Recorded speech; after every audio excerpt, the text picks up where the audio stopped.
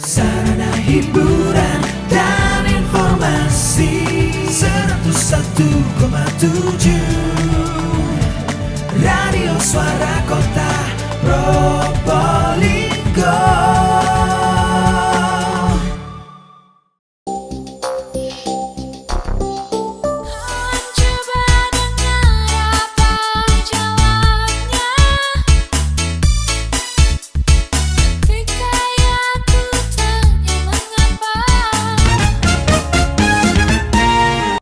Assalamualaikum warahmatullahi wabarakatuh.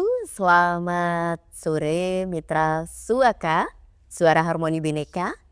Suara Harmoni Bhinneka ya. Iya, kita ketemu lagi hari ini akan ngobrol bersama Bapak Wali Kota Probolinggo dan sudah nggak asing lagi ya kalau sama beliau ini di program Suaka ya. Bersama Dr. Aminuddin SPOGK MKes. Iya, Bapak sapa dulu dong ini Mitra Suaka yang selalu setia untuk menyaksikan nih. Selamat siang para mitra Suaka, Suara Harmoni Bhinneka. Harmoni Bhinneka ya. Jadi dari berbagai macam dengan varian-varian nanti pembicaraan kita bisa meluas kemana-mana artinya ya. Iya betul. Iya, saya sebagaimana sudah disampaikan tadi Dr. Aminuddin selaku Wali Kota Probolinggo ini kembali lagi bertemu dengan para pemirsa dalam rangka bincang-bincang dan melihat serta membicarakan masalah-masalah terkini di Kota Probolinggo, khususnya 100 hari yang baru saja kita lewati. Iya, Bapak kalau boleh saya katakan 100 hari awal ini menjadi pondasi Bapak untuk melanjutkan kinerja hingga 5 tahun ke depan ya Bapak ya. Ya. Ada gak sih Pak Wali ngerasakan, karena kan beberapa hari terakhir juga intens banget dari awal menjabat langsung ketemu sama masyarakat. Roadshow hampir bukan hampir sudah selesai 29 kelurahan ya Pak ya. Saya Dan di situ juga menampung aspirasi secara langsung. Nah ini kira-kira gambaran Bapak seperti apa Pak hasilnya kalau berdasarkan refleksi kemarin nih? ya bukan main ya, bukan main, tidak terasa kita sudah melewati 100 hari pertama. Di sini betul tadi sebagaimana disampaikan Mbak Yuni, kita collecting permasalahan, melihat permasalahan-permasalahan yang ada di masyarakat. Kemudian kita dengan situasi dan kondisi efisiensi ini mencoba mengambil peran di mana program-program yang sudah kita canangkan dari awal, baik melalui visi, misi, kemudian program-program pokok dari saya dan Ibu Ina itu sedapat mungkin di 2025 ini kita laksanakan. Dan alhamdulillah dengan efisiensi ini ternyata banyak hal juga yang sudah bisa kita lakukan dalam 100 hari ini. Dan ini juga menjadi menjadi landasan bagaimana kita menyusun program-program pembangunan di 2026 nanti. Karena kan memang yang program menjadi amanah kita ini di 2026 gitu. Iya, Pak, yang paling banyak dilakukan setelah roadshow ke masyarakat ini sebenarnya dampak positifnya juga mereka rasakan ya Pak ya. Betul, Karena kan contohnya nih kayak kemarin ketika Bapak motivasi untuk mencintai lingkungan, akhirnya lingkungannya menjadi bagus. Taman tematik bagus dan dapat hadiah lagi satu tosa gitu ya untuk satu RW itu. Ini bakal berkelanjutan ya Pak ya? Oh tentu, jadi ini salah satu contoh ya dalam rangka kita membuat Probolinggo cantik. Artinya biar cantik kan mesti bersolek. Kita yang paling pokok kan di sini masalah itu sampah. Sampah ini harus kita selesaikan dan untuk itu maka bagaimana mulai dari penghasil sampahnya, artinya rumah tangga, kemudian lingkungan rumah tangga, RT, lebih luas lagi RW yang kita pandang bisa kita lakukan pembinaan dengan yang namanya kita bentuk bank sampah.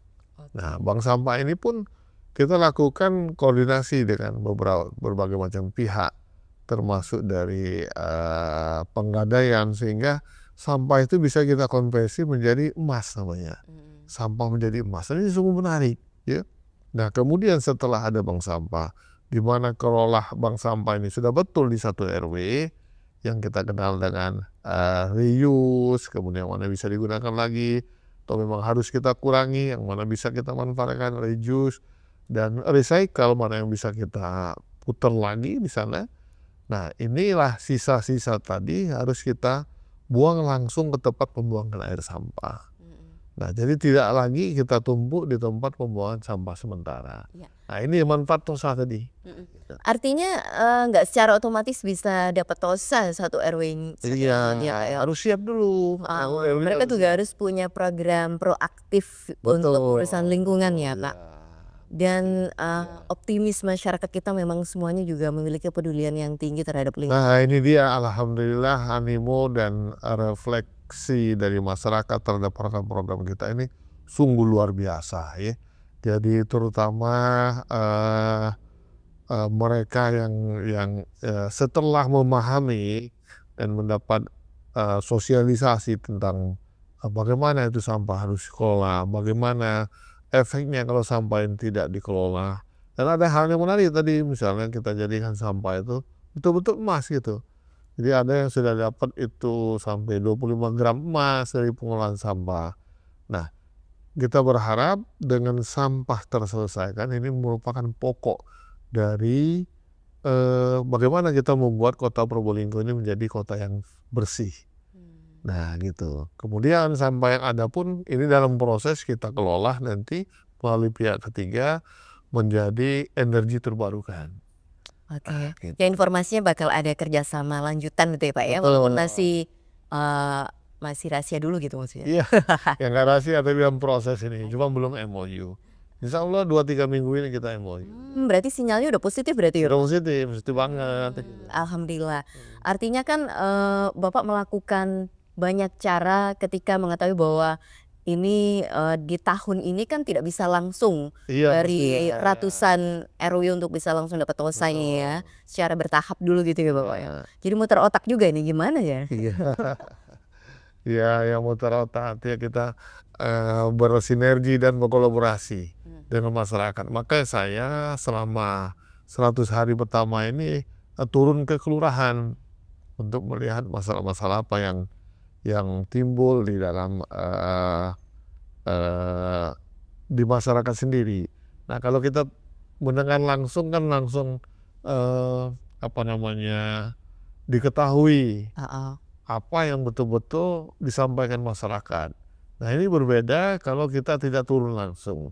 Dan alhamdulillah akibat atau respon masyarakat terhadap program ini, saya turun ke semua kelurahan, berbincang-bincang dengan masyarakat, ini mendapat Banyak masukan ya, Pak.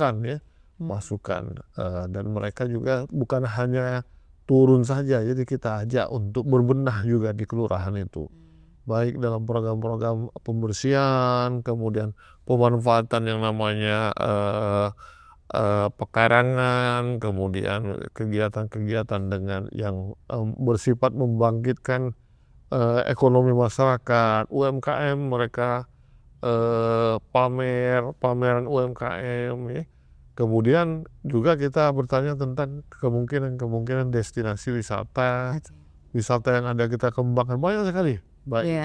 Jadi akhirnya ini saling berkaitan ya Pak. Dari ketika tempatnya bagus, cantik, dibikinlah sebuah event ya. Betul. Kemudian UMKM-nya dilibatkan, Iya. masyarakatnya diajak beramai-ramai. Jadi bukan satu titik, akhirnya pindah-pindah ini ya. Iya, jadi sambung menyambung dan ini sungguh sangat menarik ya.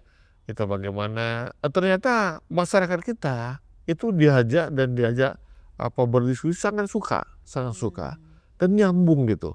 Artinya potensi kita di kota Probolinggo ini dengan situasi dan kondisi masyarakat sekarang ini sungguh sangat-sangat berpotensi untuk menjadikan Probolinggo ini ke depan menjadi suatu kota yang lebih hidup, lebih bagus, lebih bersih, dan lebih siap nanti menghadapi proses-proses pembangunan termasuk program-program nasional yang sudah ada sampai saat ini. Iya, Pak, dari roadshow 29 kelurahan mungkin Bapak melirik nih, pasti ada satu atau kelurahan yang potensial di tahun 2026 mau diapakan ya?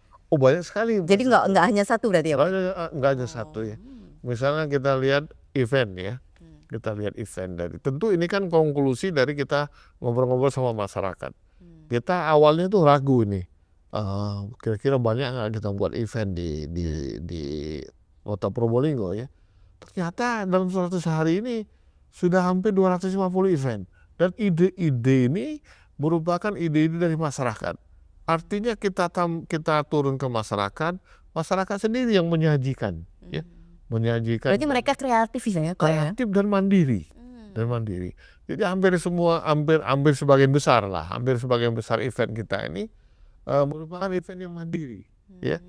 Event yang mandiri dari masyarakat, kita ajak masyarakat, ayo kita kumpul. Waduh, senang sekali, banyak sekali ya kegiatan-kegiatan yang bisa kita. Apalagi nanti ke depan dengan komunikasi yang terus kita jalankan, insya Allah ini terus nanti berkembang dan membuat suasana.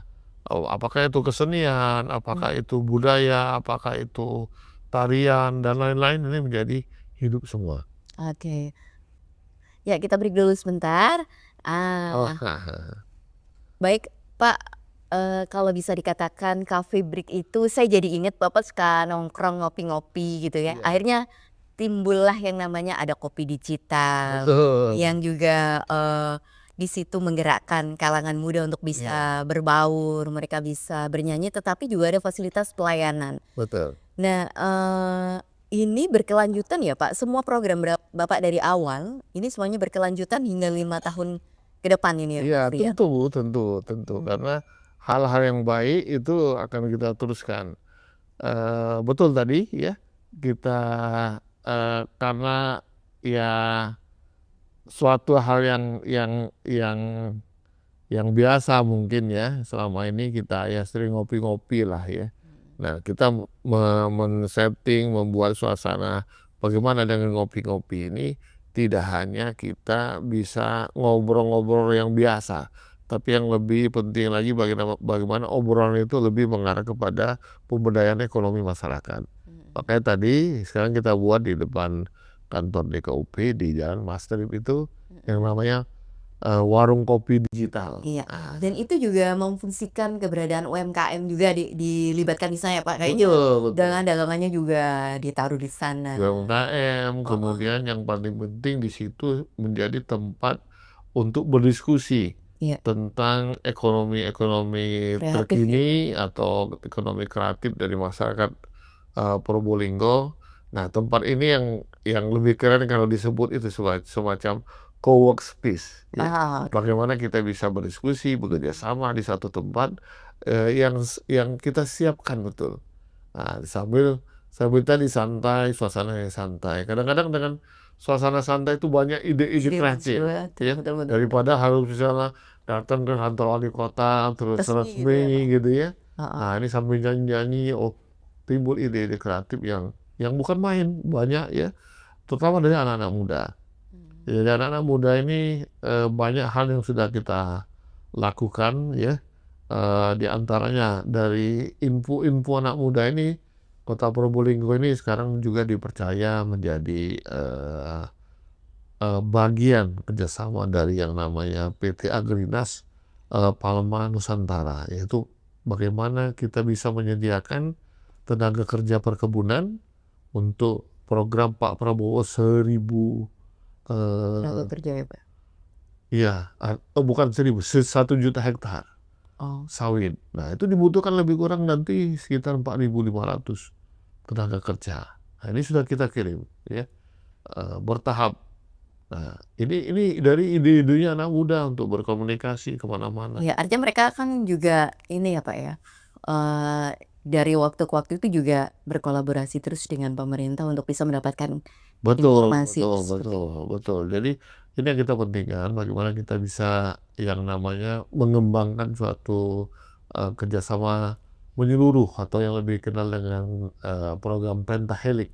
Kita libatkan anak-anak muda, kita libatkan akademisi, kita libatkan pengusaha, kemudian kita libatkan organisasi-organisasi massa. Selain kita juga mengembangkan diri, memberikan suatu sistem yang lebih terkini sehingga kepercayaan masyarakat terhadap pemerintah daerah itu makin meningkat. Oke, ngobrol-ngobrol tentang Kota Probolinggo bersolek ya Pak ya. Kita tahu di media sosial itu dikatakan ini digaungkan terus sama Pak Wali, tapi mana nih kerjanya nggak kelihatan. Nah, kapan nih mau digarap alun-alunnya? Terus Oh kemudian ya, kapan mau dipercantik kotanya? iya, Kemudian tamannya mau diapain? Nah, ini semua lagi nunggu.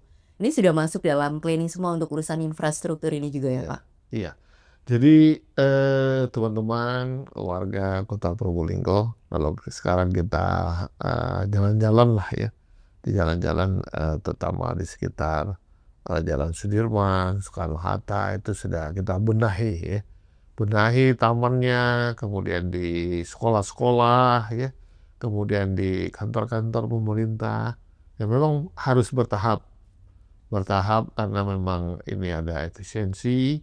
Dan insya Allah nanti di akhir tahun 2025 ini, khususnya pertengahan Juli, itu program-program yang hasil kita efisiensi mulai dijalankan. Apa itu? Misalnya alun-alun. Iya. Alun-alun nanti kita revitalisasi mulai pertengahan Juli sehingga kita percantik, dan insya Allah ini di sana juga kita tata lagi, apakah itu PKL, apakah itu nanti penjual-penjual makanan ya, sehingga tertata dengan rapi dan menjadi harapan kita nanti ke depan, kebanggaan dari masyarakat Kota Probolinggo. Berikan juga jalan Sudirman Soekarno-Hatta, nanti akan kita buat tempat pejalan kaki yang lebih luas, kemudian lebih cantik.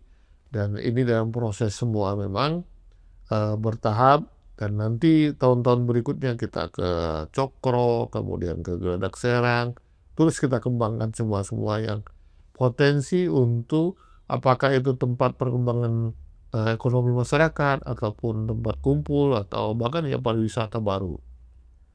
Iya. Oh ya, tadi udah coffee break tapi belum minum kopinya ya Pak. Silakan Pak dinikmati Iya. dulu nih. Ya, tapi kayaknya masih panas. Masih panas ya. Berarti dibuka dulu berarti. Ya. Kelihatan masih asapnya kan. Oh, Asapnya. dan pembahasan juga harus lebih panas seperti ini. Wah, Oh ya, Pak, bagaimana Bapak menyikapi ketika dianggap bahwa apa sih kerjaannya wali kota kok nggak kelihatan?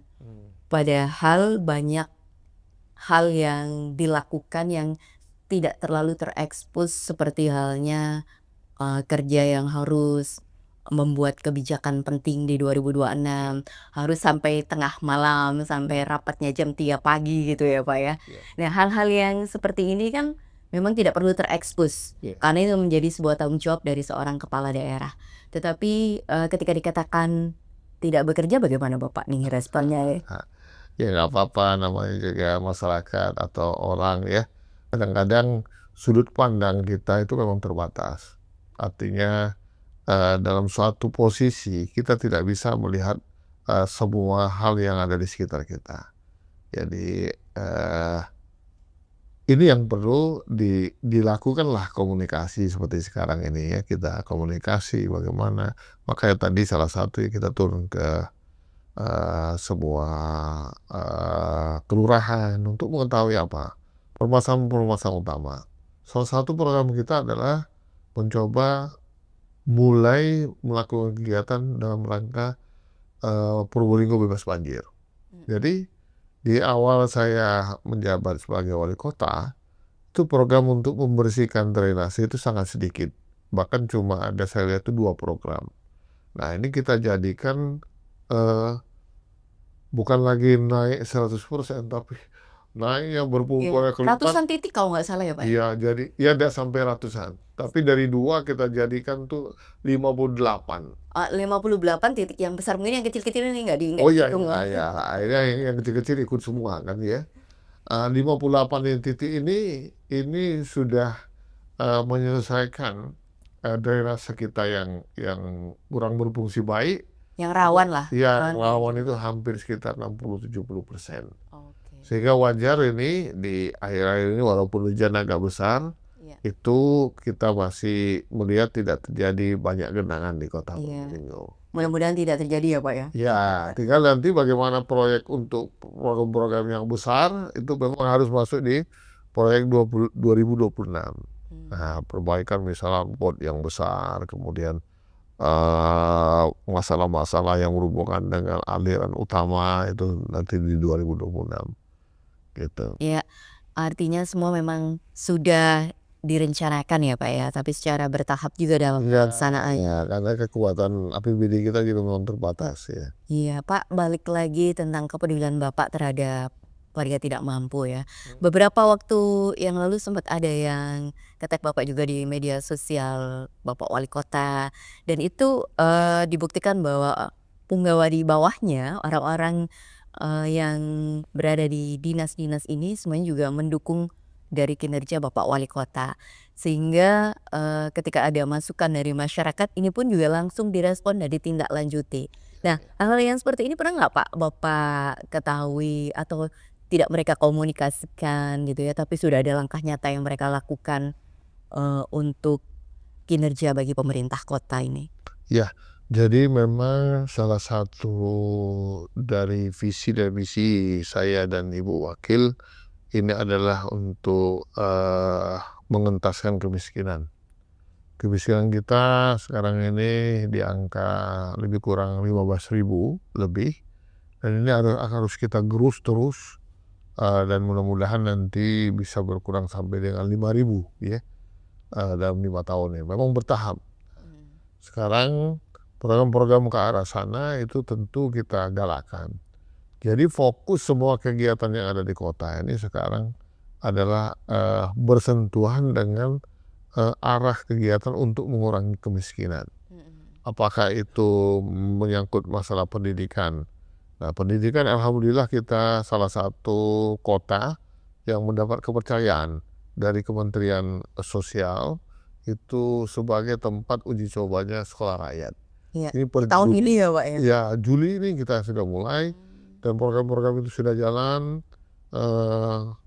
sehingga nanti diharapkan mereka-mereka yang kurang mampu dengan kapasitas yang lumayan besar Mbak Yuni. Jadi 1.000 orang. 1.000 orang akan kita sekolahkan di sekolah rakyat, dan ini dengan full fasilitasi atau boarding school. Jadi tidak hanya itu, tidak hanya boarding school, tapi juga keluarganya diberdayakan dengan bantuan-bantuan ekonomi, sehingga ini sangat efektif nanti untuk bisa menurunkan angka kemiskinan. Oke, itulah kenapa mereka di awal yang dapat kartu amanah ya Pak ya? Iya betul, nah betul. Jadi kita juga menggulirkan sudah kartu amanah sebagaimana janji kita kepada masyarakat, bahwa setiap masyarakat yang Kota Probolinggo yang tidak mampu, kita jamin nanti ke depan untuk mendapat bantuan dari pemerintah ya. Nah, ini menggunakan apa? Menggunakan kartu amanah tadi. Jadi memang belum masif. Kenapa? Karena memang ada namanya data tunggal sosial ekonomi yang nasional ini yang belum secara selesai diproses, dan ini mudah-mudahan kalau sudah disosialisasikan menjadi suatu data yang bisa kita jadikan pedoman untuk menyelesaikan permasalahan-permasalahan khususnya yang berhubungan dengan kemiskinan. Apa saja nanti ya, yang bantuan sosial Jadi bisa lewat kartu amanah itu ya Pak? yang tidak terdata di sana dan kita anggap itu merupakan haknya, itu kita berikan kartu amanah. Oke. Gitu. Iya, jadi ini pun juga bertahap ya Pak ya, karena prosesnya juga Ya. melibatkan pihak ketiga juga ya Pak ya, perbankan maksud saya? Ya, dengan perbankan kita bekerja sama, dan banyak hal kita bekerja sama dengan perbankan ini untuk pertama tadi menyelesaikan masalah-masalah dengan sosial, kemudian termasuk kita sekarang sudah bekerja sama dengan perbankan itu dalam proses pemberian santunan kematian ya. Jadi kalau selama ini kalau tidak diurus itu biasanya nggak dapat ya. Nah sekarang otomatis sudah begitu ada kematian cukup lapor ke kelurahan, kemudian sudah langsung terkonek dengan Dukcapil, nanti dengan asuransi, kemudian dengan Bank Jatim, nah kemudian nanti dalam beberapa hari langsung keluar dan langsung dilakukan penyerahan uang gitu. Iya, jadi percepatan penyerahan santunan ini ya, Pak, ya. Betul.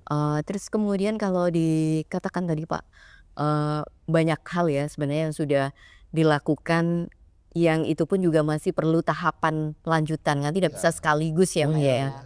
Nggak bisa sekaligus juga. Terus gimana, Pak, ngomong-ngomong sudah efisiensi, anggarannya terbatas, mungkin Bapak punya ide cemerlang apa ini untuk bisa tetap menjalankan apa yang menjadi visi misi Bapak, tetapi juga yang tetap sesuai dengan koridor hukum? Betul, jadi memang, di tengah situasi efisiensi ini, khususnya saya yakin juga kepala daerah yang lain ini mengedepankan yang namanya proses komunikasi ya, komunikasi dengan berbagai pihak untuk membuka diri agar supaya, apapun yang bentuknya untuk, meningkatkan ekonomi masyarakat, baik itu berupa investasi ya, investasi apapun, kemudian proses-prosesnya kita percepat ya, sehingga memang kita harapkan ke depan itu nanti, tumbuhlah perekonomian di Kota Probolinggo ini yang, notabene-nya nanti dengan, perbaikan ekonomi akan meningkatkan daya beli dari masyarakat, dan ini tentu akan, mengurangi atau, menyelesaikan masalah-masalah yang berhubungan dengan kemiskinan tadi. Oke. Gitu. Pak, ngomong-ngomong, ini juga lagi ditunggu ya, honor untuk para kader gitu ya, Pak, ya.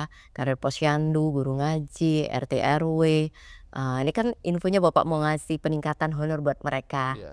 Nah, cuman kan mesti sabar lagi gitu ya, Iya. Kak, ya. Iya, jadi kita bukan lupa gitu ya, Pak, ya, Iya. tapi ditunggu. Oh. Nah, Iya. ini mungkin bisa dikasih gambaran juga, Pak?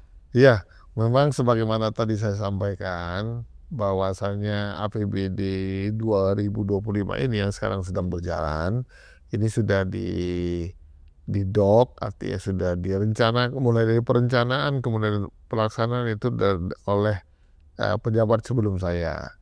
Nah, yang saya sedang susun ini tentu di 2026. Nah, ini bisa kita pastikan nanti di 2026 ini, di 2026 ini, RT RW itu mendapatkan, 1 juta per bulan sesuai dengan janji kami. Kemudian program-program lain ada bantuan, modal kerja bagi UMKM. Kemudian tadi berlanjut misal TOSA, pemberian TOSA pada RW-RW yang sudah siap dalam pengolahan sampahnya. Kemudian juga program-program yang, menyangkut, pemberdayaan tadi, misalnya Linmas yang akan kita naikkan ininya, bahkan hampir lebih dari 100% ya Honornya itu? honornya. Nah, agar memang, Linmas ini yang merupakan ujung tombak di kegiatan sampai dengan tingkat kelurahan itu menjadi diberdayakan. Yang selama ini mereka kalau ada risiko itu tidak pernah mendapat yang namanya asuransi, jiwa atau kematian. Nah, sekarang kita berikan. Jadi, ada menguatkan sini. Linmas kita ini, makin berani nanti dan, tentu efeknya apa? Tingkat keamanan dan ketertiban di kota ini makin, meningkat. Demikian juga kader-kader posyandu ya. Kita berdayakan nanti, karena kita memang memerlukan mereka dalam proses-proses perkembangan khususnya, kesehatan, penanganan stunting ya, kemudian kegiatan-kegiatan lain. Apalagi sekarang kita sedang menggalakkan yang namanya aplikasi-aplikasi di pemerintahan.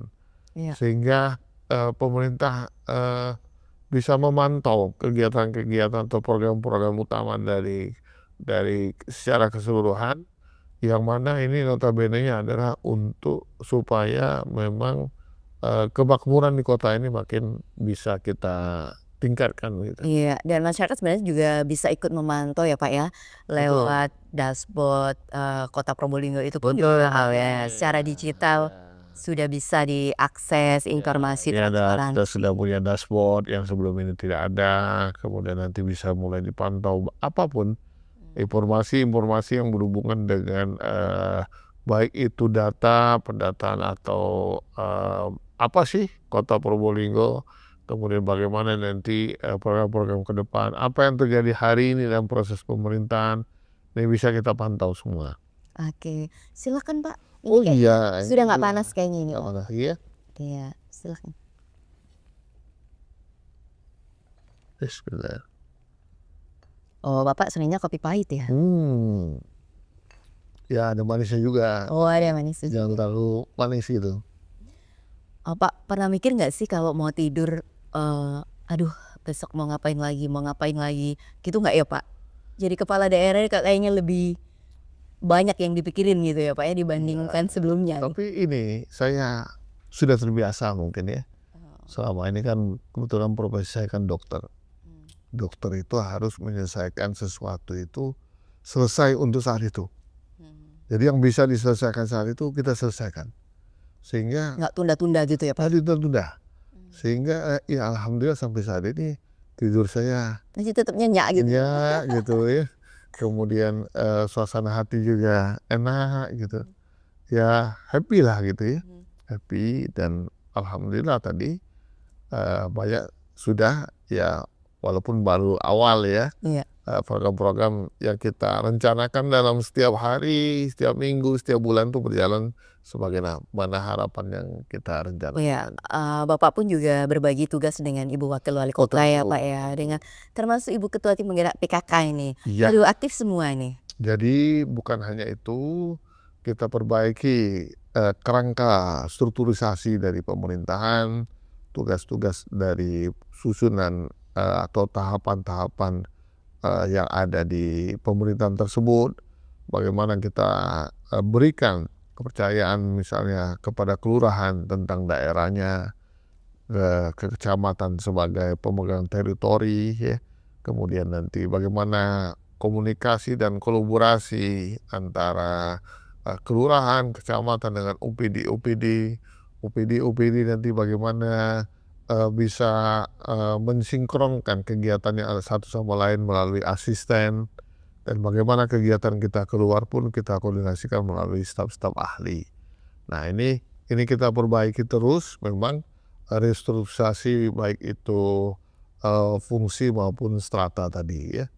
Nah ini alhamdulillah timbul semacam penguatan di pemerintahan, sehingga dengan penguatan ini maka terjadi sinergitas dan kolaborasi yang lebih kuat. Nah ini sangat diperlukan dalam proses pembangunan ke depan, sehingga yang namanya program-program itu segera dapat terrealisasi dan masyarakat bisa langsung atau segera menikmati hasil dari program-program tersebut. Iya, Pak 5 tahun ini bisa dibilang panjang iya, cepet juga iya gitu ya Pak ya.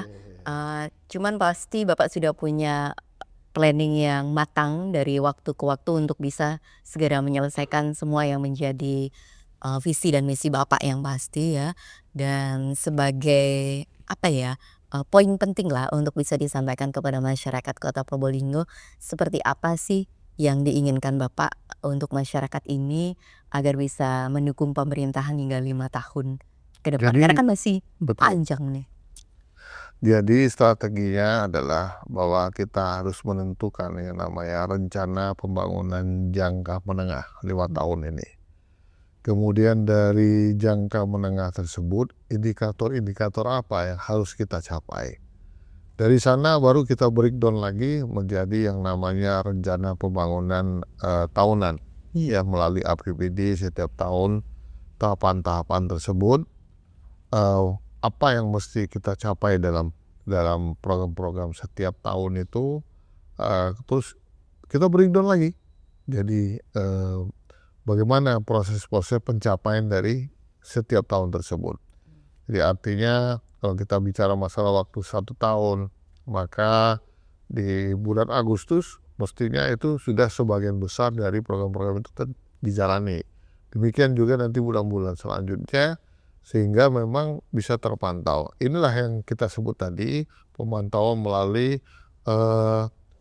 dashboard ya, ada atau chip dashboard. Jadi pemerintah atau saya khususnya sebagai wali kota dan ibu wakil itu bisa memantau perkembangan kemajuan proses pembangunan itu secara real time setiap hari. Apapun bentuknya, bidang kesehatan, bidang pendidikan, bidang-bidang perekonomian dan segala macamnya. Kita coba terus bertahap memang, dan ini memang memerlukan tadi kerjasama ya. Iya, berbagi perannya di mana Pak? Dengan Ibu Wakil Wali Kota, adakah spesifikasi Tentu khusus? ada. Ya misalnya, mohon maaf. Tentu ada, misalnya yang berhubungan dengan pengentasan kemiskinan. Ini menjadi tanggung jawabnya Bu Wakil ini. Oh, Jadi berbagi peran ini tetap ada ya Pak ya? harus. Makanya kita, saya bilang tadi, memanfaatkan potensi semua stakeholder maupun potensi semua ya semua orang atau semua ASN itu, sehingga bisa maksimal ya dalam kata lain ya, kalau satu orang itu bisa baik dengan banyak orang pasti sudah sangat baik bisa dicapai kan. Nah begitu kira-kira ini Mbak Yuli. Iya. Sebagai closing mungkin ya Pak ya, sebenarnya ini kan bukan podcast terakhir karena nanti bakal kita siapkan waktu lagi untuk berinteraksi kembali tentang perkembangan Kota Probolinggo di bawah kepemimpinan Bapak Wali Kota Dr. Aminuddin dan Ibu Wakil Wali Kota Ibu Ina Dwi Lestari ini. Karena kan sekarang gebiarnya aja udah kerasa sebenarnya ya, event terus ada. Ini aja liburan juga bakal rame lagi gitu ya Pak ya. Beda lagi belum nanti event-event di luar agenda rutin tahunan yang dilakukan oleh Dispopar. Itu kayaknya udah punya ide sendiri-sendiri loh Pak, masing-masing kelurahan, RW gitu ya, sudah punya ide sendiri mereka. Nah ini sebagai closing ini apa kata-kata yang paling tepat yang ingin Bapak sampaikan kepada warga kota? Ya, sebelum saya sampaikan closing ini, sebentar lagi kita akan ada momen ya yang namanya Sumifro ya. Nah ini kita coba memang melibatkan seluruh masyarakat. Jadi tidak hanya masyarakat dalam artian mereka yang biasa melaksanakan program-program, tapi betul-betul seluruh stakeholder yang ada di kota ini dan semua wilayah. Jadi potensi-potensi yang ada di Mayangan kita timbulkan, potensi-potensi yang ada di Kademangan kita timbulkan, demikian juga di Kandigaran, Kedupo maupun Uluwasi yang terus kita bangkitkan ini. Nanti mudah-mudahan Semarak Sumipro ini menjadi gambaran bahwa kita bisa asal bersama-sama. Ya ini kata kuncinya ini. Kita pasti bisa asal Sama-sama. Kita pasti bisa asal bersama-sama. Oke. Jadi tidak ada yang tidak mungkin di dunia ini, begitu ya Pak? Betul. Oke, memang waktu yang singkat, tidak terlalu spesifik atau teknis yang dibahas karena kalau yang berkaitan dengan teknis ini khusus untuk yang berkaitan dengan perangkat daerah ya Bapak ya. Karena kan mereka ini yang secara detail pasti akan disampaikan atau laporan langsung kepada Bapak Wali Kota. Betul. Yang penting saya sampaikan kepada perangkat daerah maupun ke masyarakat juga, kepada organisasi, kepada semua stakeholder. Ada 3 aja yang harus kita kembangkan di Kota Probolinggo ini ke depan. Kerangka besarnya yaitu pertama bahwa Kota Probolinggo ini sebagai penyangga pelabuhan. Jadi proses-proses nanti yang berkembang di area pelabuhan, nah ini suatu yang sangat potensial untuk kita kembangkan ke depan yang tidak dimiliki oleh daerah yang lain. Yang kedua, sebagai daerah transit, Probolinggo harus menjadi betul-betul daerah yang mengampu kebutuhan-kebutuhan di daerah sekitarnya. Mulai dari arti yang ke arah timur itu mestinya bisa kita stop prosesnya untuk kebutuhan-kebutuhan ya, apakah barang dan jasa itu di Kota Probolinggo. Yang ketiga, ini menarik, yaitu kita sebagai penyangga pariwisata, khususnya Gunung Bromo. Inilah kerangka besar yang akan kita kembangkan di Kota Probolinggo, dan saya yakin Dengan ketiga hal ini, kalau kita bersama-sama untuk membangunnya, insya Allah dalam waktu yang tidak lama lagi, kota Probolinggo menjadi kota kebanggaan kita semua. Baik, terima kasih Bapak Wali Kota, Bapak Dr. Aminuddin yang sudah ikut memberikan edukasi dan informasi di program Suaka, Suara Harmoni Bhinneka. Terima kasih dan kita tutup aja untuk acara di sore ini. Wassalamualaikum warahmatullahi wabarakatuh. Waalaikumsalam warahmatullahi wabarakatuh. Sampai ketemu. Coba dengar apa jawabnya ketika aku tanya mengapa.